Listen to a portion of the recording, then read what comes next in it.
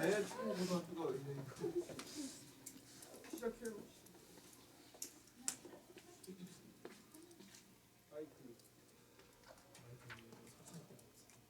육성으로.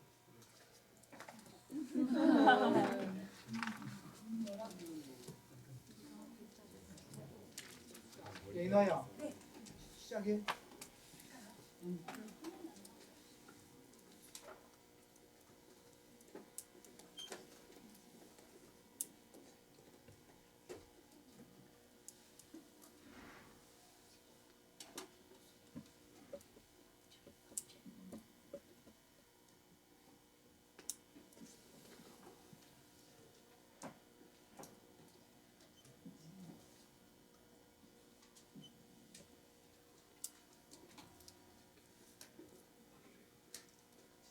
저장하지 말고 그냥.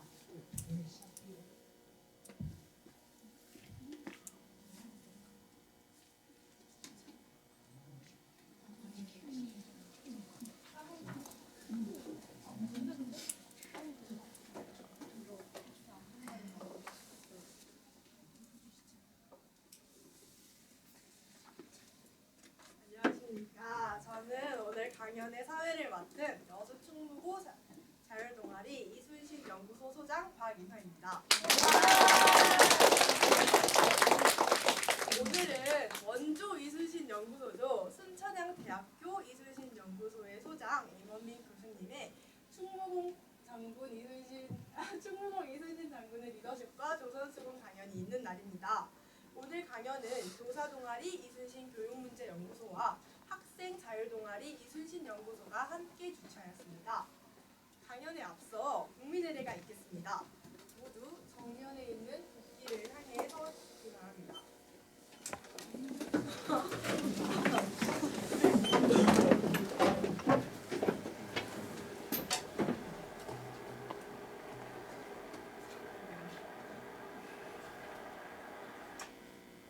국기에 대하여 등에 바로 자리에 앉으시기 바랍니다. 다음은 조장 선생님 말씀 대신에 저희 이순신 교육문제 연구소 소장 박수 선생님께서 강사 선생님 양력을 소개하고 모임 취지를 설명해 주시겠습니다. 큰 박수로 맞이해 주십시오.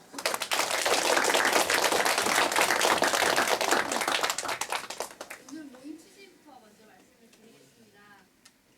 고전이라고 하면 모두 다 읽었을 것 같은데 제대로 읽은 적은 없으나 어디서 많이 들어본 걸 고전이라고 우리가 한대요. 우리나라의 위인 중에 그와에 해당되는 분이 충무공 이순신 장군이 아닌가 싶습니다. 오늘은 고전 위인이지만 우리가 잘 알고 사나 알지 못하는 충무공 이순신 장군에 대해서 좀 더 알아보는 의미 깊은 시간을 갖도록 하겠습니다. 그를 위해서 오늘 모시게 된 강사 선생님을 소개해 드리도록 하겠습니다. 여기 서 계신 강사 선생님은요, 순천향대학교 이순신 연구소 소장님으로 지금 계시고요. 30여 년 동안 해군 사관학교에서 교수님으로 재직을 하셨고, 연세대학교에서 박사까지 마치신 아주 유명하신 분입니다. 그 큰 박수로 맞이해 주시기 바랍니다. 안녕하세요. 안녕하세요. 내 이름이 뭐라고요? 원빈. 빼면 잘생겼어요. 어른들은 잘 몰라요. 성 빼면 제가 원빈.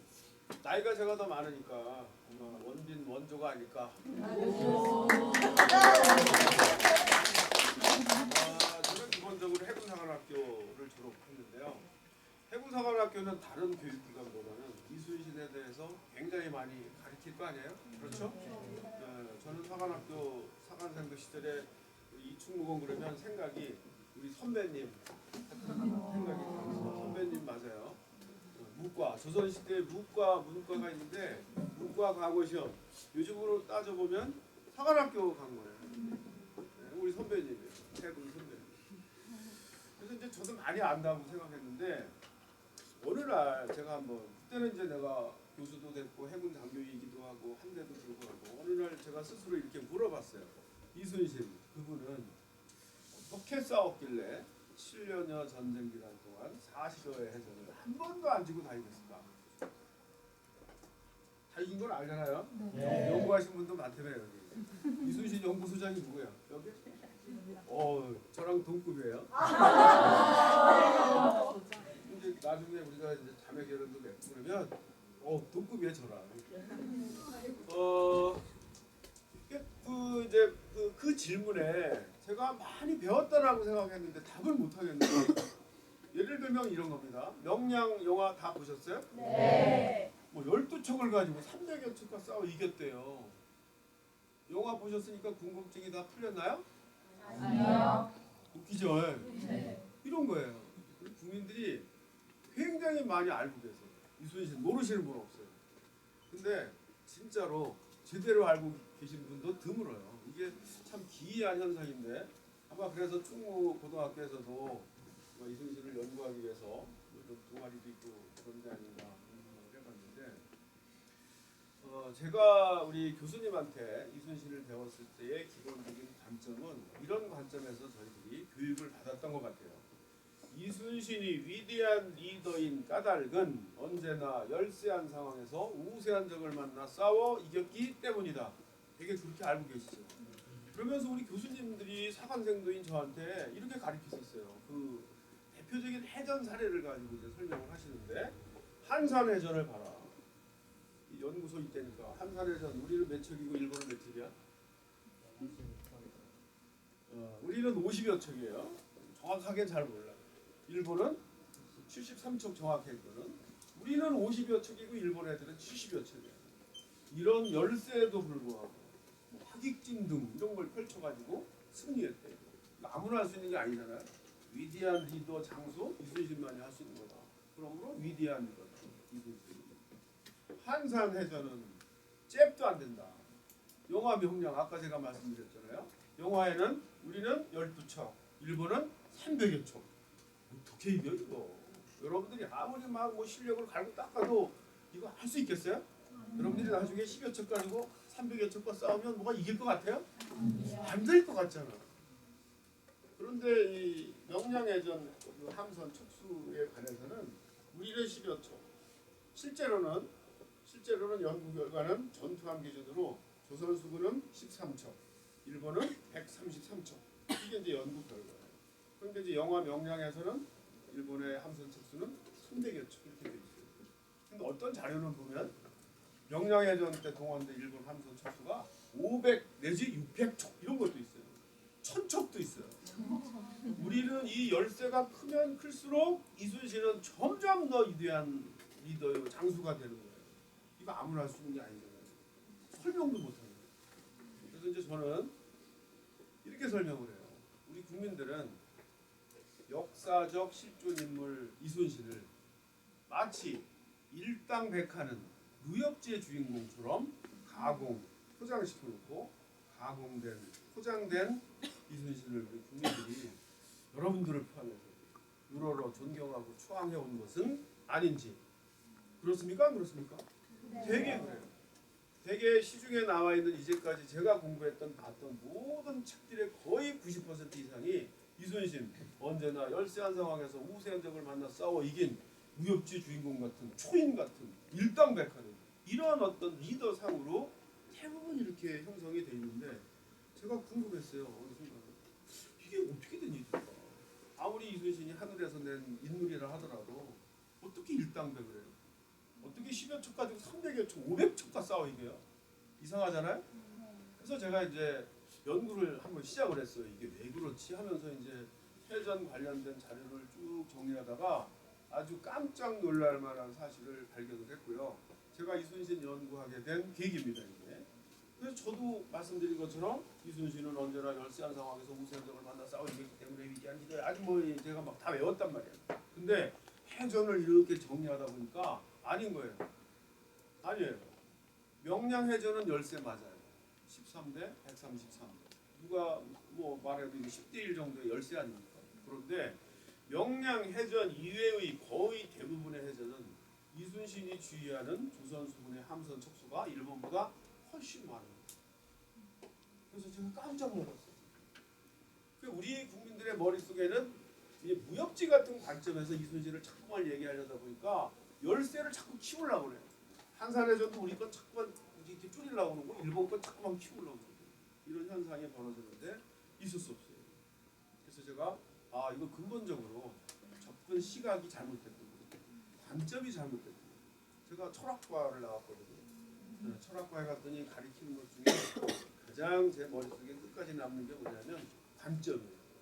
똑같은 사실을 놓고도 어떤 관점에서 보느냐에 따라서 어떤 관점에서 해석하느냐에 따라서 내용이 완전히 달라요. 그래서 제가 이순신에 대한 기존의 관점을 이렇게 바꿔봤어요. 이순신이 위대한 리더인 까닭은 언제나 열세한 상황에서 우세한 적을 만나 싸워 이겼기 때문이 아니라 어떤 상황에서도 인위적으로 우세한 상황을 조성해서 분산된 열세의 적과 싸워 이겼기 때문에 위대한 리더다. 요약하면 한마디로 1대 10, 1대 20의 불리한 상황에서라도 용전둔투해가지고 싸워 이겼기 때문에 훌륭한 리더라는 거예요. 리더 이순신은 싸우기 직전까지 어떤 방법을 동원해서라도 10대 1, 20대 1, 100대 1의 우세한 상황을 만들어 놓고 싸웠기 때문에 훌륭한 리더라는 거예요. 어느 걸 것 같아요? 여러분 후자입니다. 전쟁은 무슨 애들 장난이 아니에요. 애들 장난도 마찬가지예요. 여러분들 싸우잖아요. 좀 싸우죠? 남자들 주로 싸워봤나? 싸운다고. 싸우면 누가 이겨요? 얘랑 쟤랑 싸웠어. 누가 이겨요? 얘랑 둘이 싸웠어. 누가 이겨? 누가 이겨? 힘센 놈이 이기지. 여러분 전쟁도 똑같아요. 힘센 놈이 이기는 거예요. 제가 이제 이순신 연구하기 전에 손자병법, 모자병법, 병법을 연구했는데 병법의 요체가 굉장히 간단합니다. 병법의 요체는 힘센 놈이 이긴다. 이기려면 어떻게 해야 돼요? 싸우기 직전까지 우세한 상황을 만들어요. 리더 이순신 이걸 잘하는 거예요. 그래서 여러분 시각을 완전히 바꿔야 돼요. 일당백하는 무협지의 주인공이 결단관입니다. 이순신 할 수만 있다면 10대 1, 20대 1, 100대 1의 상황을 만들어 놓고 싸운 탁월한 리더였다. 여러분들 지금 가지고 있는 생각을 확 바꿔야 돼요. 리더 이순신 질 것 같은 전투 안 해요. 질 것 같은 전투 왜 하냐고요. 바보지. 유능한 리더는 싸우기 직전에 계산을 해요. 내가 싸우면 이길까 질까. 이게 손자병법의 핵심 요체예요. 싸우기 전까지 계산을 쫙쫙 해가지고 쟤네는 포를 뭘 가지고 있지? 우린 뭘 가지고 있어? 사정거리가 어떻지? 이걸 전부 계산하면 싸우기 전이라도 이길까 질까가 계산이 돼요 안 돼요? 계산이 되죠. 그러니까 아무런 생각 없이 어떻게 한번 싸워가지고 이긴다라는 건 진짜 무모한 리더예요. 이순신은 그런 사람이 아니에요. 질 것 같은 전투 절대로 안 해요. 절대로 안 합니다. 질 것 같은 전투에 나가라고 그러면 임금님이 명령해도 안 나가시는 거예요. 우리가 알고 있는 이순신과 너무나 다르잖아요. 1시간 30분 동안 이 얘기를 어떻게 다 얘기하겠어요. 이런 관점에서 좀 새로운 관점에서 도대체 우리가 리더 이순신으로부터 뭘 배워야 할까 이런 걸 염두에 두시고 그렇게 한번 들어보셨으면 좋겠습니다. 막 넘기죠. 이거는 한번 짚고 넘어가요.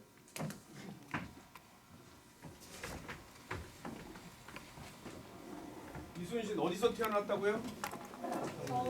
서울 권천동 이런 데서 태어났대요. 제가 볼 때 한 10살까지 거기 살았던 것 같아요. 10살. 몇 살 때 아산으로 내려왔는지 정확히 아무도 몰라요. 하여튼 10살 이후에 내려왔어요. 그리고 청년 시기를 아산에서 보냅니다. 아산에 가면 제가 순천향대 이순신 연구소가 아산에 있어요. 현충사가 있기 때문에 이제 거기 연구소가 만들어진 건데 현충사에 들어가면 이순신 옛 집이 있어요. 그 살았던 집이 그대로 지금도 있어요. 그 주변에는 아들 묘소도 있고요. 장인 장모 묘소도 있고요. 거기서 한 몇 킬로 저쪽으로 가면 이순신 묘소도 아산에 있어요. 이순신 묘소가 아산에 있는 거 아셨어요? 몰랐죠? 나중에 이제 연구소장님 같이 데리고 다 와요. 한번 가보자고. 그래서 이제 이 여수는 이순신의 본영이에요. 본영. 임시대란이 벌어질 당시에 이순신의 직책이 뭐였어요? 전라좌수사였어요. 전라좌수. 이게 뭐야? 이 전라좌수사가. 전라좌도 함대 사령관이에요. 요즘식으로 따지면. 함대 사령관 뭔지 아세요? 우리나라에 현재 함대 사령관이 3명 있어요.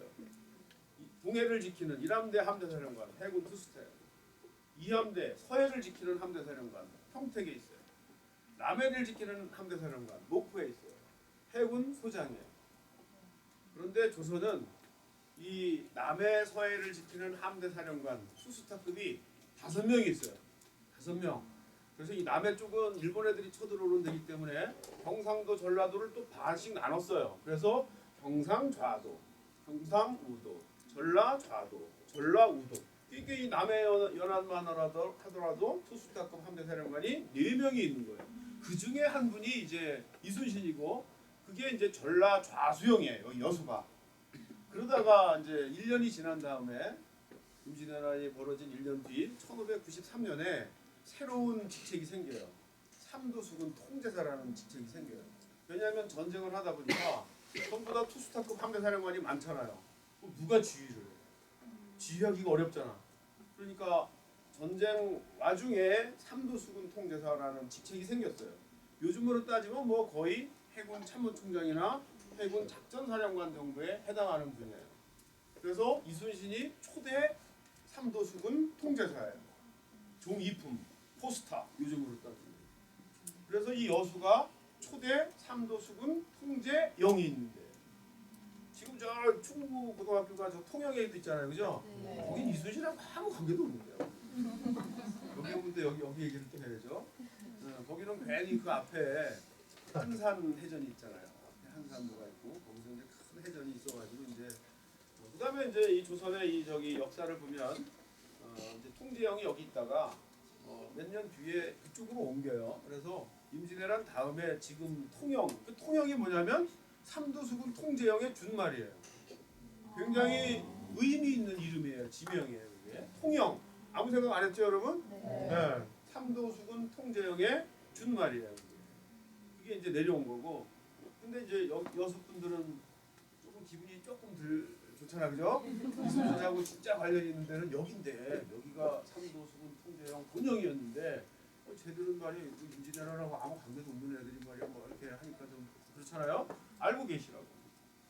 자, 그래서 제가 뭘 얘기하려다 이제 여기 왔나? 그래서 이제 10살 뒤에 이제 그 아산으로 이제 내려와서 거기서 이제 문과 시험을 준비를 해요. 이분이 21살까지는 문과 시험을 준비했어요. 여러분으로 따지면 뭐 정확한 비율은 아니더라도 문과, 이과 있잖아 요즘도, 그죠? 그거 바꾸면 잘못하면 망하잖아. 이분이 잘못하면 망할 뻔했어. 네. 21살까지는 문과 시험을 쳤어요. 이게 이제 무슨 얘기인가 하면 요즘 식으로 따지면 서울대, 연대, 고대 가는 거야 이게. 네? 문과 시험 그러면. 문과 시험은 요즘 식으로 따지면 사관학교 가는 거예요. 이분이 처음에는 무슨 뭐 행정고시, 사법고시 보려고 문과 시험 준비했단 말이에요. 21살까지. 이분이 위대한 리더가 될 수 있었던 까닭은 21살까지 이런 그 문학적 소양이 굉장히, 인문적 소양이 굉장히 풍부하잖아요. 조선은 유학의 나라잖아요. 그러니까 이분이 문과 시험 준비를 하다 보니까 뭐 사서, 삼경 이런 유학의 경전을 전부 섭렵을 한 거예요. 그러다가 이제 21살 때 이분이 장가를 가시거든요. 장가. 여러분들 아직 안 갔죠? 네. 21살 때 장가를 가서 이제 봤더니 그 장인 어른이 무장 출신이야. 문과 출신이야. 전라도 보성 군수를 한 당진이라는 분인데 그분이 이제 사위를 보니까 문과보다는 문과 소질이 있는 것 같아요. 그래서 제가 볼 때는 그 장인 어른의 영향을 받아서 장가 간 다음에 이제 문과 시험을 전향을 해요. 이게 당시 문과는 실기 시험이 있잖아요. 문과 시험은 경전을 암송하고 이렇게 하면 되지만 문과는 칼싸움도 해야 되고 뭐 활도 쏴야 되고요, 말도 타야 되고요. 실기가 많이 필요한 어떤 과목이란 말이에요. 시험이란 말이에요. 그래서 이분이 6년 동안 준비를 해서 22살부터 시작을 해서 6년간 준비를 해서 28살 때 처음으로 문과 시험 치르는데 다 할 거 아니에요. 어떻게 됐어? 네, 말에서 떨어져서 다리 부러져가지고 낙방. 다시 4년간의 재수를 거쳐서 32살에 이제 처음으로 문과에 합격을 하는 거예요. 네? 그래서 이제 어떻게 보면 굉장히 늦게 뭐 이렇게 진출을 했다, 뭐 그렇게도 생각이 되는데 늦은 나이도 아니더라고요. 이순신과 함께 그때 문과에 합격한 그 동기생이 29명이 있는데요. 합격자 평균 나이가 몇 살? 34살. 이순신은 32살. 이순신보다 나이 많으신 분이 17분이나인데 결코 동기생들하고 비교해보면 나이가 많은 게 아니었어요. 근데 이제 여기서 또 하나 주목할 게 뭐냐면 22살에 이제 문과시험 준비해가지고 32살에 합격했으니까 몇 년 걸린 거야? 10년. 이거 어마어마한 기간이거든요. 10년. 이분은 천재가 아니에요. 우리는 보통 위인 그러면 뭐 태어나서부터 천재고 뭐 싹수가 있고 뭐 영특하고 힘도 세고 뭐 이러는데 제가 볼 때 이분은 그런 거 없는 것 같아요. 그냥 열심히 노력해서 된 분이에요. 10년 걸렸잖아요.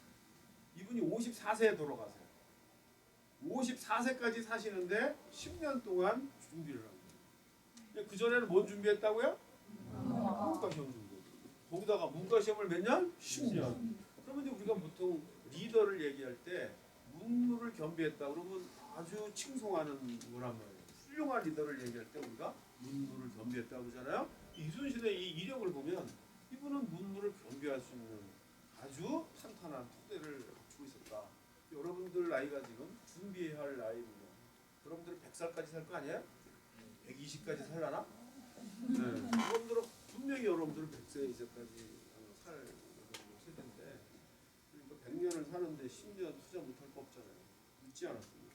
누구든지 10년을 투자하면 못할 게 없다. 이순신으로부터 우리가 배울 수 있는 교훈입니다. 지금부터 시작해도 안 되세요. 앞으로 100년을 더 살아요.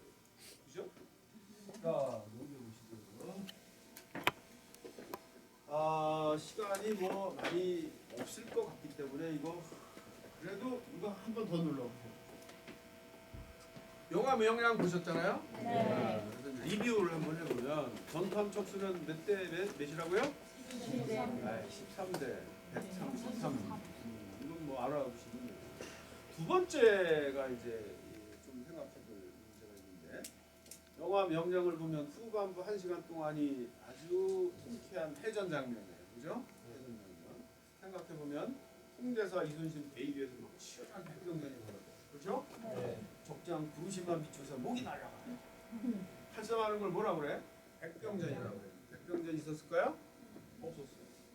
우리는 백병전 하면 안 되는 나라예요. 자, 여기서 아주 중요한 포인트를 말씀드릴게요. 임진왜란 해전을 전쟁을 이해하는 키워드인데 이겁니다. 일본은 칼의 나라, 조선은 칼의 나라. 굉장히 중요합니다. 일본의 장기가 100년. 그러면 전쟁을 하는데 쟤네들 장기를 우리가 갖다 대주면 되겠어요? 안 돼요? 안 되잖아요. 자, 여러분 이제 크게 보면 칼의 나라는 싸우는 방식이 완전히 달라요. 칼의 나라 어떻게 싸워요? 접전을 해야 돼. 붙어야 돼. 칼 길이가 1m 남짓. 그러니까 공격을 하려면 1m까지 들어가야 돼. 그 다음에 활의 나라 조선을 어떻게 싸워요? 그렇죠. 붙으면 안 돼. 기본적으로. 붙기 전에 끝내야 돼.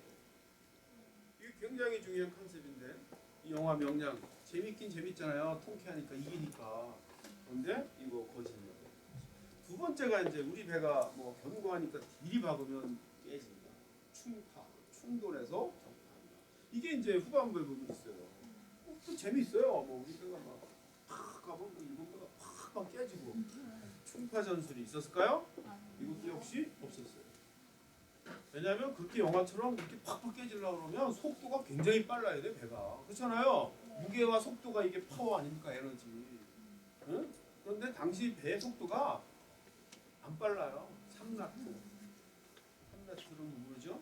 6km. 시속 6km면 빨리 걸어가는 거예요. 그래도 노를 져서 가는 거예요. 그러니까 우리가 생각할 때 이제 간과하는 게 뭐냐면 당시는 무동력선 시대예요. 무슨 동력으로 가는 게 아니에요. 노를 져서 가고 돛을 달아서 바람의 힘으로 가기 때문에 해전을 할 땐 돛을 내려요. 왜냐하면 돛줄 쏴가지고 불을 붙으면 큰일 나니까. 전부 다 노를 저어서 가는 거기 때문에 시속 6km 가가지고 빵 부딪혀봐야 배가 그렇게 안 깨져. 자, 그런데 이제 충돌을 만약에 했다라고 치면 실질적인 전투는 사실은 충돌해가지고 일본 배가 취약한 건 사실이에요. 우리 배가 더 견고해요. 그러나 확 해가지고 다 끝난 게 아니에요. 얘네들 배가 좀 부서졌다 하더라도 이렇게 배가 붙은 상태에서는 어떤 양상의 전투가 백병전이고 우리 겨울로 가가지고 칼싸움하면 우리 진짜 칼싸움 못하거든. 우리 다 죽어. 그러면 우리가 충돌을 할 이유가 있겠어요? 없죠. 그럼 후반만 시간이 다 거짓말. 그래서 이제 우리가 아까도 서두에 제가 말씀드렸지만 여기 이순신 연구소가 있다니까 앞으로는 이제 무슨 소설, 드라마, 영화 이런 거 보고 이순신을 얘기하지 말자. 그래서 이제 특히 너무나 이제 이순신을 우리 국민들이 존경하니까 쉽게 접하는 거에 대해서 그냥 무작위로 다 받아들이잖아요. 세계 영화, 드라마, 소설 이런 것들이 다 픽션들이 상당히 많잖아요. 그리고 이순신에 대한 연구가 우리도 있지만 여기도 연구소 세운 거 보면 뭔가 마음에 안 들어서 연구소 세운 것 같아. 연구하는 사람들이 많이 없어요. 제대로 잘 안 규명이 됐어. 그러니까 이런 굉장히 단순한 것조차도 전혀 이렇게 제대로 영화 만드는 사람들조차도 뭐 보통 이런 걸 안 하기 때문에 하고 나면 꼭 이상한 영화가 되는 거예요. 여러분들 이 기회에 제가 뭐 시간이 많지는 않지만 기본적인 어떤 키워드나 관점 이런 것들은 여러분들한테 이제 말씀을 드릴 테니까 그런 걸 기준으로 여러분 스스로 공부를 하면 도움이 될 것 같아요. 자, 우리 이제 작년에 영화 그 작년이죠. 2014년 영화 명량을 보러 우리 국민들이 몇 명이 봤다고요? 1,800만. 어마어마하게 봤어요. 그래서 제가 볼 때는 참 씁쓸하더라고. 저 영화가 우리가 볼 때는 여러분들이 볼 때는 재밌었지만 뭐 거기 뭐 충에 뭐 어떤 이런 것도 있고 뭐 이 감동도 주고 그거 다 그 시나리오 작가들이 꾸며낸 얘기에 우리가 감동하는 거예요. 이게 드라마, 소설, 영화의 한계란 말이에요. 다 작가들이 해놓은 거예요. 이순신이라는 실체가 있고 이거를 각색한 작가들이 있는데 우리는 이순신이라는 실체에는 잘 접하지 못하고 작가들이 각색해놓은 해석한 자기 수준에서 그걸 보고 이제 이순신이라고 그러는 거예요. 근데 이게 문학이기 때문에 어떤 방식으로 꼭 감동은 줘요. 그런 면에서는 의미가 있지만 그럼에도 불구하고 이순신이라는 분은 우리 역사에서 그런 인물이 아니잖아요. 역사적 어떤 팩트, 사실만으로도 충분히 이분은 우리한테 감동을 주는데 잘 알지도 못하는 사람들이 각색을 해서 그 각색한 걸 가지고 우리가 감동을 하면 좀 억울하지 않나요? 자, 이 영화 별로 잘 되지도 않은 영화를 800만 가까운 국민들이 봤다. 왜 봤을까요? 영화가 뭐 잘 돼서? 우리 학생들이 어른들보다 낫네. 이순신이라는 분이 이렇게 재조명될 때는 항상 제가 우리나라 역사를 봤더니 두 가지 중에 하나예요. 하나는 어떤 나라의 부흥을 꿈꾸거나 도약을 꿈꾸거나 또 하나는 위기의 상황이 오면 어김없이 이순신이라는 분이 재조명돼요. 그래서 잘 봐야 되는데 어떤 그 제2의 도약을 꿈꿀 때 이순신이라는 분이 재조명된 조선시대의 대표적인 시기가 정조대왕 시기예요. 여러분 역사 속에서 조선의 임금님 가운데 제일 훌륭하신 임금님 두 분. 세종대왕, 정조대왕. 훌륭하시죠. 세종대왕은 전반기에 이제 성군에 해당하시는 거고 이 정조대왕 그러면 조선 후기에 어떤 그 부흥을 꿈꿨던 조선 강력한 나라를 꿈꿨던 아주 훌륭한 군주죠. 이 정조대왕이 이순신을 굉장히 존경했어요. 이 시대에 우리 이순신 이충국에서 그 이전까지 이제 우의정, 좌의정까지 추중이 됐는데 영의정이 제일 높잖아요. 영의정 벼슬을 나중에 추중하신 분이 정조대왕. 그다음에 이제 아산의 그 현충사에 가보면 정조대왕께서 직접 써가지고 세워놓은 비문이 있어요. 이걸 어제 신도 비문 그래요. 어제 임금 어자 쓸자 제작할 때자 어제 임금님이 써서 세워놓은 신도비가 이순신 묘소에 딱 있어요.